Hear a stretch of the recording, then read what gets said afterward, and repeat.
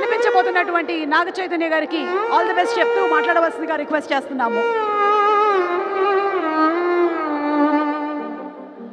Very good evening. ఇక్కడికి వచ్చిన guests అందరికీ, అలాగే లైవ్లో చూసే తెలుగు సినిమా ప్రేక్షకులకి అందరికీ, వ్యూవర్స్ అందరికీ, అక్కినేని అభిమానులందరికీ నమస్కారం.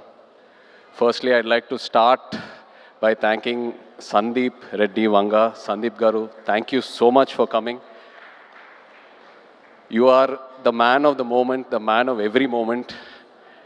And what I feel is that ee Majjikalamlo I have not seen anyone as honest and as original as you. Idi mee cinemale gaadu, I watch a lot of your interviews. And mee interviews చూసేటప్పుడు ఎంతో ఒక honesty, ఎంతో ఒక transparency కనిపిస్తుంది. చాలామంది అది ఏదో viral చేయడానికి, హైప్ క్రియేట్ చేయడానికి అంటారు, but that is pure honesty. Thank you so much for being your Sandeep garu, thank you. And Thandel cinema విషయంకి వస్తే, ఫస్ట్లీ అరవింద్ గారికి థ్యాంక్ యూ చెప్పాలి. సినిమా అయిపోయేసరికి లాస్ట్ 2-3 మంత్స్లో నాకు ఒక కొత్త భయం స్టార్ట్ అయింది. అంటే నేను నెక్స్ట్ సినిమా ఎలా సక్సెస్ఫుల్గా ఫినిష్ చేస్తానని. అరవింద్ గారు లేకుండా, వాసు లేకుండా, ఈ టీం అందరు లేకుండా, వాళ్ళంతా ఇన్వాల్వ్ అవుతారు ఒక సినిమాలో, అంత కాంట్రిబ్యూట్ చేస్తారు.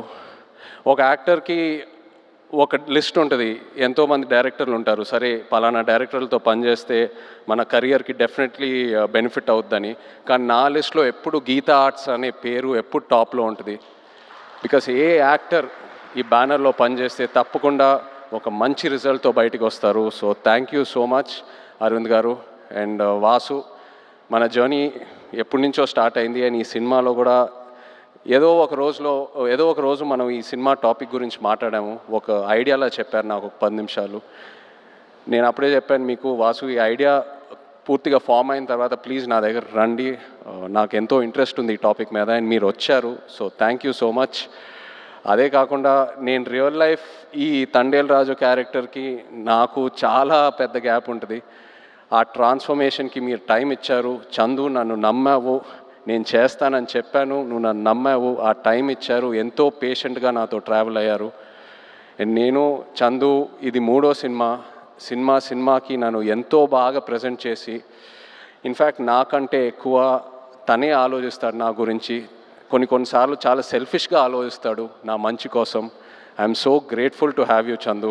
You are a friend, you are a winner ప్రతి ఈవెంట్లో వచ్చిన గెస్ట్స్ అయినా, టెక్నీషియన్స్ అయినా అందరూ ఒకటే అంటున్నారు, మేము పల్లవితో కలిసి పని చేయాలి, లేకపోతే మేము పల్లవి ఫ్యాన్స్, లేకపోతే మేము పల్లవితో పని చేయాలనుకున్నాము కానీ ఆపర్చునిటీ మిస్ అయిందని.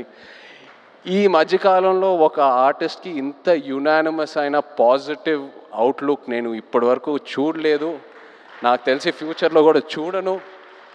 You deserve every bit of it Pallavi, and I wish you all the best. Thank you for being who you are. Thank you so much.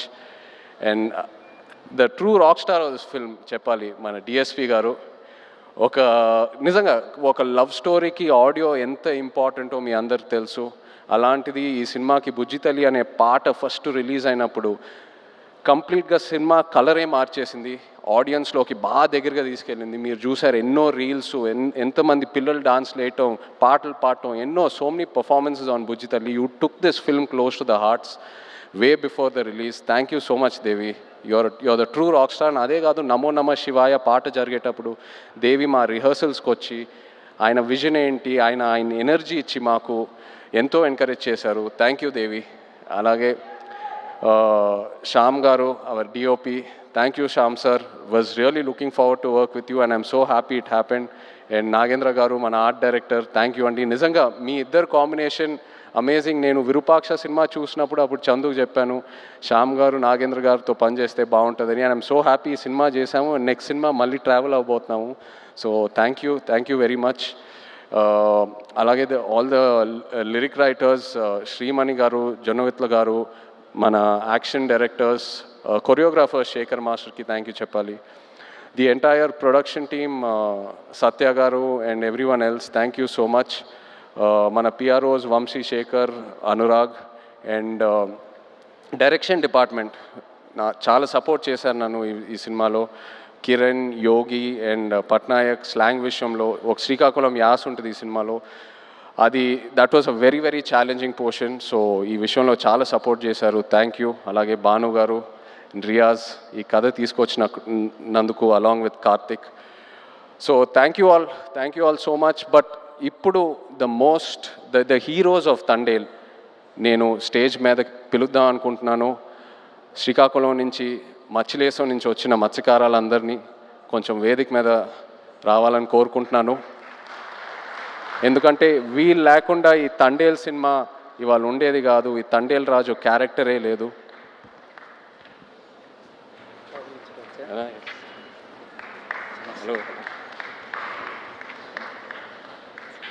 Hello hello నమస్తే. హలో అండి. హలో హలో రండి రండి. Hello. So Chandu నాకు first ఈ కథ ఒక ఐడియాగా చెప్పాడు. Obviously బాగా ఎక్సైట్ అయ్యాను. ఒక యాక్టర్కి Pallavi come come stand. No, just stand with them.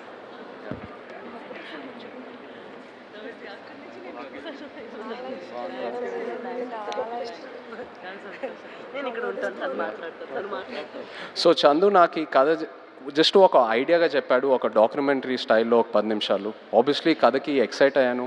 చేద్దాం చందు ఖచ్చితంగా. సో ఆ తర్వాత నన్ను మత్స్యలేశంకి తీసుకెళ్ళాడు. అక్కడ వీళ్ళందరినీ కలిశాను.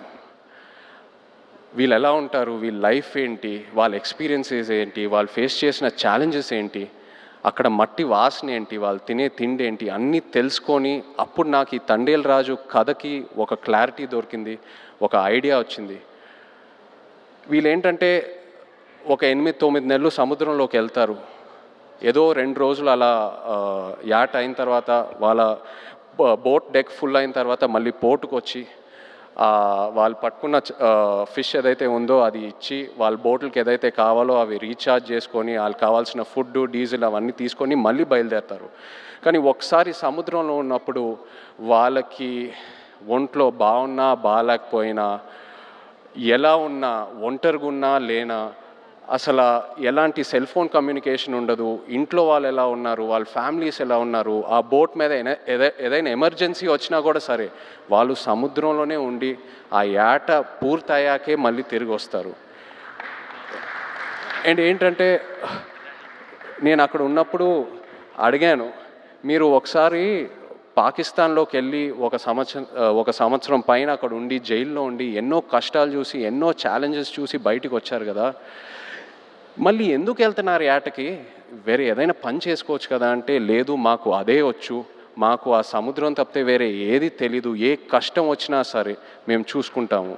అండ్ ఇది నాకు డైరెక్ట్గానే కాదు, ఆడవాళ్ళ ముందు చెప్పారు. అండ్ వాళ్ళ మొహంలో ఒక భయం కనిపించింది, కానీ ఆ భయం వెనకాల ఎంతో ఒక ఫియర్లెస్ అనే ఒక క్వాలిటీ కనిపించింది. For me this is the true ultimate human emotion. అంటే ఆల్మోస్ట్ ఒక స్పిరిచువాలిటీ, ఒక తపస్లా అనొచ్చు. So these are my real life heroes. వీళ్ళ లేకుండా ఈ తండేల్ సినిమా ఉండేదే కాదు. Thank you so much.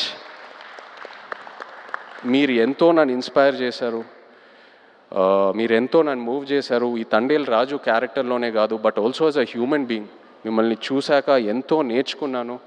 And ఎంతోమంది అంటూ ఉంటారు ఒక 1.5-2 years ఈ సినిమాలో ట్రావెల్ అవుతూనే ఉన్నానని. బట్ ఇంకో 10 సంవత్సరాలు కూడా వీళ్ళ నుంచి నేను నేర్చుకునే స్టోరీస్, వీళ్ళ నుంచి నేను ఏదైతే ఇన్స్పైర్ అయ్యానో చెప్పాలనుకుంటే చెప్తానే ఉంటాను ఇంకో 10 years కూడా. Thank you so much. ఏదో కొంచెం ట్రై చేసాం తండేల్ సినిమాలో మీ కథలన్నీ బయటికి జనాల్లోకి వెళ్ళాలని, ఇన్స్పైర్ చేద్దామని. ఐ హోప్ మీరందరూ సినిమా చూసి సంతోషం పడతారు. Thank you so much everyone. Feb 7th థియేటర్స్లో తుల్లగొట్టేద్దాం అంతే. Thank you. అన్న విత్ యువర్ పర్మిషన్ ఒక మాట చెప్పి ముగిస్తే బాగుంటుంది అనిపిస్తుంది. రాసి పెట్టుకోండి, అక్కినేని లెక్కలు మారబోతున్నాయి. Thank you writer Karthik. And yes, Srikakulam నుంచి వచ్చినటువంటి ఫిషర్మ్యాన్ అందరూ కూడా వాళ్ళ ఫ్యామిలీస్తో పాటు ఈరోజు స్టేజ్ మీద ఉన్నారు. Thank you very much. Me